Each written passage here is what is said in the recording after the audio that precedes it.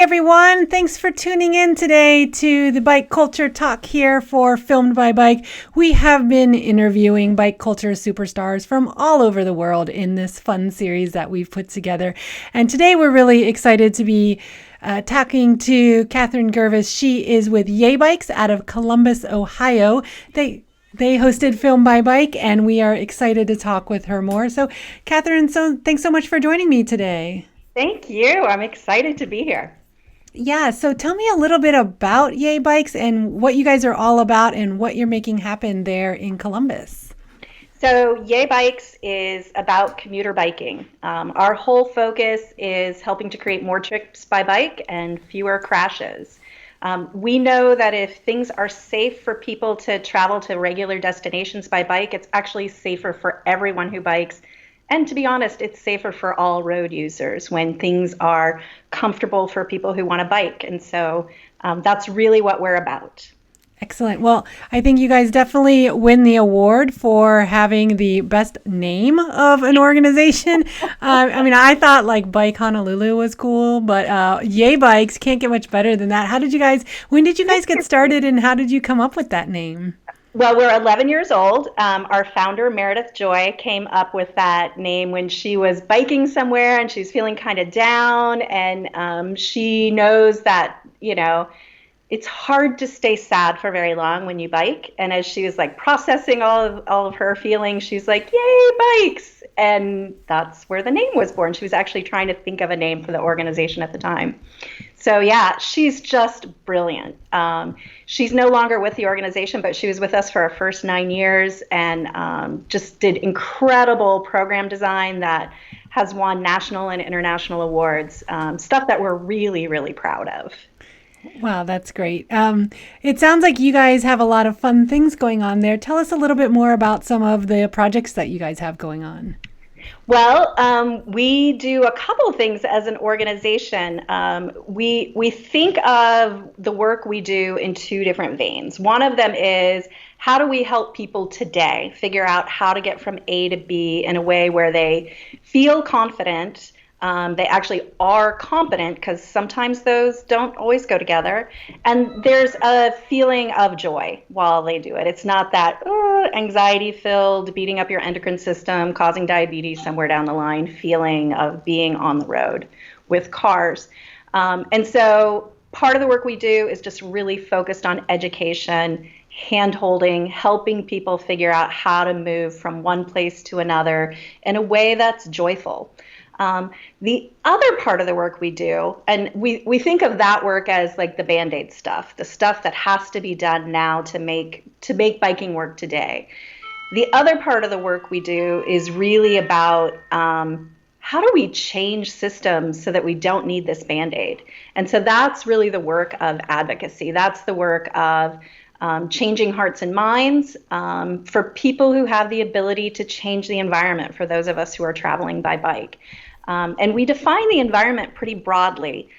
Certainly that's the built environment, so engineers and planners and elected officials, but also like what are the stories about traveling by bike in a community? So we're interested in influencing the media. We're interested in influencing business leaders and philanthropic leaders and social service providers who have the ability to help encourage people to use a bike for transportation to improve ladders of opportunity. Um, Law enforcement and judges, people who adjudicate what happens if there's a crash on the road. So yeah, that's the other part of the work we do. And we've been incredibly fortunate that our State Department of Transportation has really supported that work. We started this program called Professional Development Rides. We didn't realize that's what they were going to be called when we did it. We had our director of public service in the city of Columbus reached out to us in the way that women often do, that's different than men, and said, "Hey, we're getting ready to do this project. Could you look at our plans and tell us what's wrong?" Like, oh, what a fantasy, right? For an advocate to be invited to the table for that sort of conversation. And we said, man, as much as we would like, to look at this particular project, what we'd really like to do is to ride with the people who are designing it.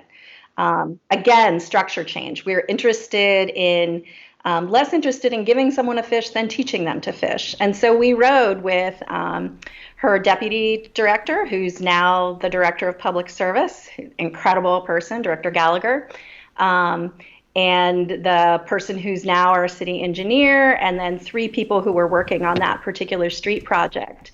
And I have to say that some of the people who were on that ride were on that ride because they were told they were going to be on that ride, and they arrived like this, like they were not excited. It was 5:30 on a Tuesday in October, on a very busy corridor, so like right at evening rush. But our methodology, because it really started in helping people who are nervous about riding roads to ride roads, our methodology is really based in loving on people really well. Um, and so, we've taken that into all of our work. So by the end of the ride, they were leaning in, they had their plans pulled out, they were red Sharpie marks, and they were asking us to come and ride with them again. And so what we ended up doing, we rode with them a few more times, but what we really wanted to do was teach them how to think about their work product from the seat of a bike. That actually kind of spiraled into 2 of the guys just riding on a regular basis for all of their projects, to understand after they put, a project to paper, like, okay, but how does it really feel when we go out on the road? Um, and it really changed how they thought about things. It changed their design process. And so we did that with another group of people from our state DOT, and that's what caused them to think they needed to fund us to do that for folks all over the state. And at this point, we've ridden with, let me see, I've got it written down here.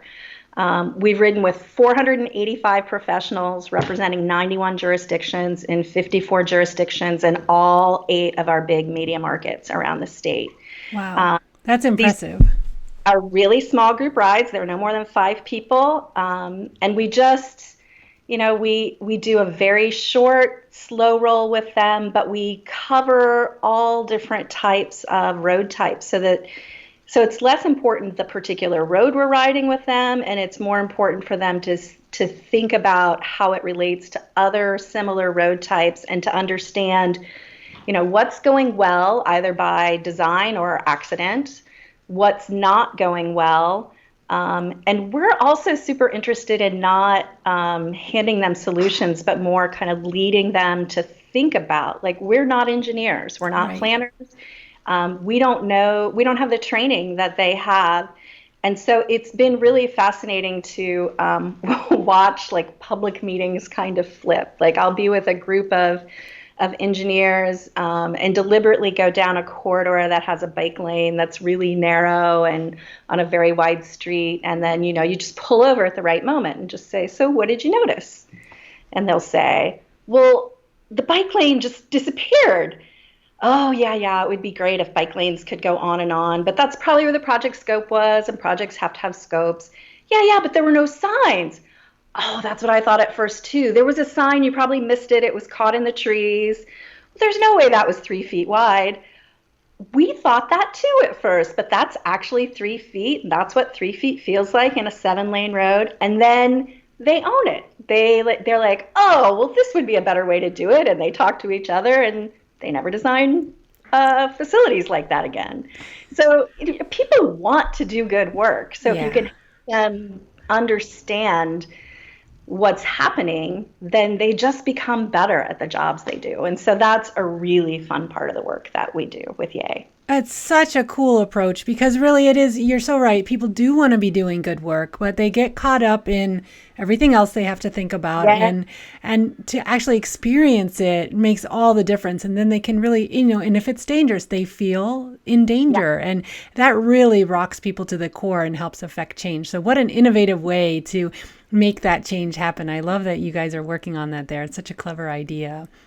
Well, and another thing that's really exciting is it started out just riding with transportation professionals, but then we realized we needed the people that the transportation professionals, once they owned an idea, like who gets in their way? Who are the barriers? And so then riding with elected officials and riding with business leaders and riding with a shocking number of fire chiefs who, often have to think about turn radius related things. And so the engineers kind of throw their hands up when fire chiefs say that. But when everyone is together and thinking together, they're like, oh, wait, no, I can see people want to do good work. And so figuring out how to translate the story into what people care about. So if it's the small business owners who are terrified about losing a couple of parking spaces, if they can be shown information about just like how pleasant their street is by the speed of bike, and then see the research about when you accommodate people to travel by bike, that you actually see increases in sales tax revenues and those sorts of corridors. Like, instead of trying to tell the story about what moves me, figure out what moves them, what they're scared about, and tell the story because it's true, biking can be a solution to any problem we're facing. Is it health? Is it the environment? Is it our economy? Is it safety? Like, I love talking to police about how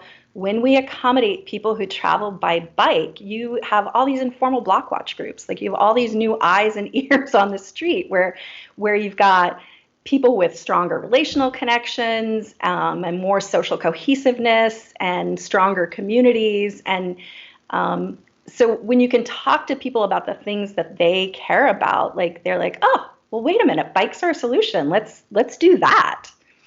Yeah, I think that's fantastic. And how would you describe the bike scene there in Columbus? What's it like? What are people up to these days? What has them excited about cycling?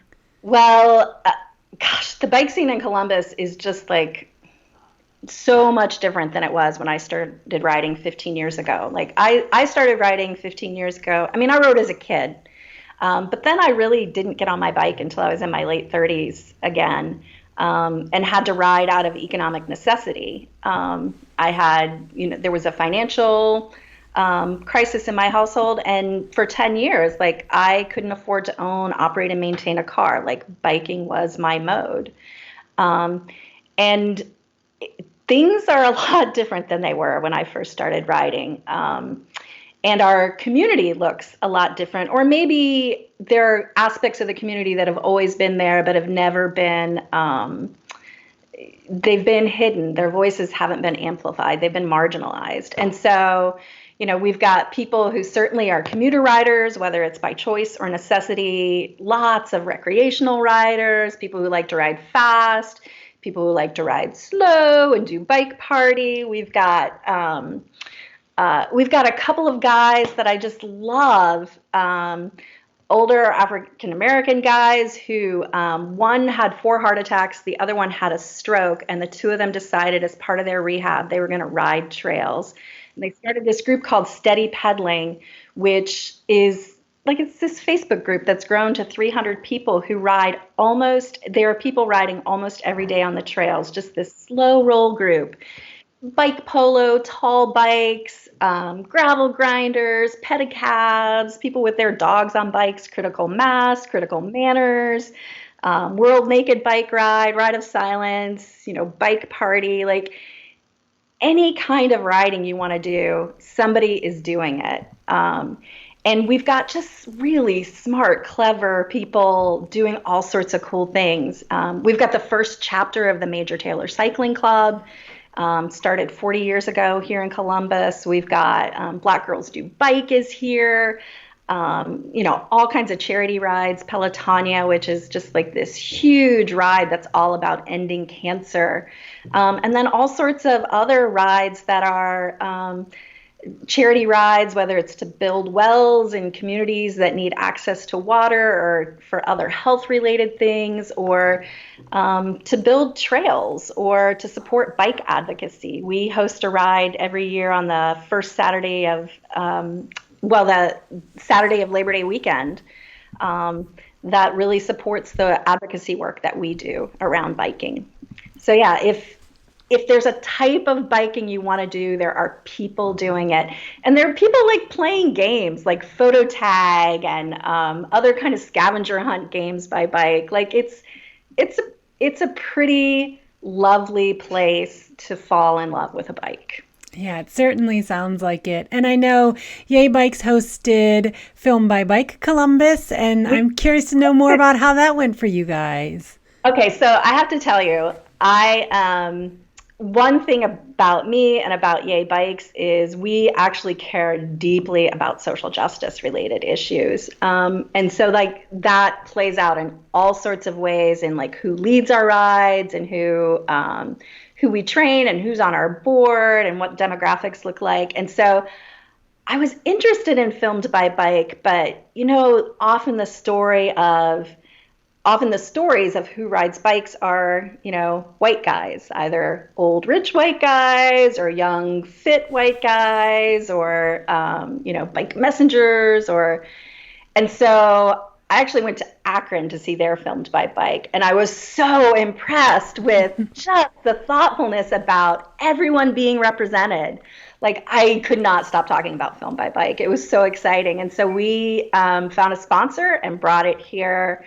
That went later that winter, and we brought Filmed by Bike back again, and I was actually hoping to come to Filmed by Bike this year. Oh, yeah. So I'm super excited that I'm getting to watch it on Saturday. And yeah, I just love the work you're doing, and I love the thoughtfulness in the way that you curate films to show all of us. Oh, thank you. I really appreciate hearing that, especially because I've been in the bike industry since the 90s. And as a film festival, we call it programming by our values. We really want to make sure that we are offering positions of power, prominence, and celebration roles for people who are just often left out of that conversation in the outdoors arena and especially in the cycling industry. So that means getting really awesome people to join us on stage to present our programs here in Portland. And then, of course, in the films that we show, looking for films that are by people of color, that are featuring people of color in prominent positions of power and celebration, to get women featured in the films. And, we see more bike films than anyone in the world. Our films manager spends all fall looking for movies, and the films just aren't out there. We're showing the best that we can. We're always encouraging folks to make films, because if you ever wonder why you aren't seeing more diversity within the scope of what Film by Bike does, it's because it's just not out there. Because if it's out there, we've seen it. So it's interesting, but it makes such a difference to curate that and to encourage it. It's people like Monica Garrison with Black Girls Do Bike, right? Saying we're here, and it's really influenced the way we do our work. Like when you look at our rides, we do a monthly ride we call Year of Yay, and it's kind of a slow roll it's set up to look like a recreational ride, but it's very much designed to teach people, back ways they might not have thought of before, to deliberately go by destinations that might create aha moments where people are like, oh, maybe I could bike there, to deliberately put people on scary corridors in a way where they can be successful and understand, I could do this on my own maybe at some point. But when we do those rides, it is very rare that a fit looking white guy gets to lead, because we know that people already understand that bodies that look like that ride bikes. right. And so it's really important, and we're incredibly deliberate about what bodies look like that get to lead our rides, that get to lead our organization. It makes us stronger as an organization. It makes the community stronger, and it actually invites everyone into the community. And we're just smarter when we have people with a variety of lived experiences at the table. To the point, we got hired by our state Department of Health to train other people around the state to deliver the kind of programming we do. And when we knew we weren't going to get to pick who got to participate in that programming, we actually said, well, we're interested in having people, but at least half of the people that you send us have to be female. It can be more than half, but at least half have to be female. And at least 30% have to be people of color. And of that, at least 25% have to be African American, and it can be more, but it can't be less. Because it's important that we are mentoring leadership, that we are pulling in people who are already leaders, who are not being asked to decision-making tables, because that's what's going to actually make a difference in strong public policy, in strong decision making about what our roads look like and how we treat travelers. So yeah. I couldn't agree with you more. I think you bring up some very important points, and points that have too often been left off the table. And it's great that organizations like yours not only are thinking about these things, but that this is clearly a priority for you. And I think that's really going to enact some powerful change within your community for sure. Tell us a little bit about what you guys have coming up, what's coming up next for you. Obviously, as we're recording this, we are in the midst of the COVID-19 pandemic, so everything's a little bit different right now. But in general, what's coming up for Yay Bikes? What do you guys have to look forward to this year? Well, I mean, as far as events go, there are a variety of things we thought were coming up. I think in 2020, we're just going to have to see. Definitely, we're going to continue with the advocacy. We're thinking differently about what education looks like,